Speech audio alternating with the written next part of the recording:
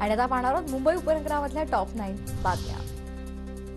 शिवडी नावाशिवा अटल सेतू सामान्य जनतेसाठी खुला, अटल सेतूच्या दोन्ही बाजूकडून वाहतुकीला सुरुवात। मुंबईमध्ये रेल्वेच्या तिन्ही मार्गांवर उद्या मेगा ब्लॉक, रेल्वे रुळाच्या दुरुस्तीबरोबरच सिग्नल यंत्रणेतील तांत्रिक बिघाड दुरुस्तीसाठी हा मेगा ब्लॉक घेतला जाणार आहे। मध्य रेल्वेवर आज रात्रकालीन मेगा ब्लॉक, रेल्वे मार्गावरील देखभालीची कामे करण्यासाठी रात्रकालीन ब्लॉक। झोपडपट्टी पुनर्विकास प्रकल्पातील लाभार्थ्यांची माहिती आता एका क्लिकवर उपलब्ध होणार आहे। लाभार्थ्यांचे बायोमेट्रिक केले जाणार आहे। मुंबईमध्ये पुढील 2 दिवस तापमान वाढ, पारा 35°C पर्यंत जाणार असल्याचा हवामान विभागाचा अंदाज।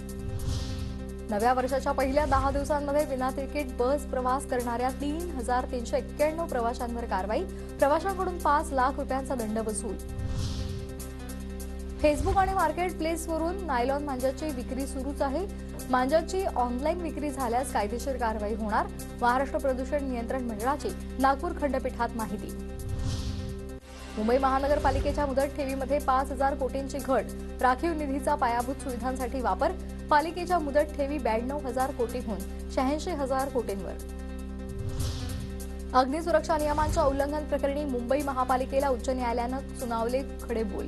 बोरिवलीमधील इमारतीमध्ये आगीच्या संभाव्य धोक्याबाबत पालिकेनं दिलेल्या प्रतिसादावर उच्च न्यायालयाचे ताशेरे।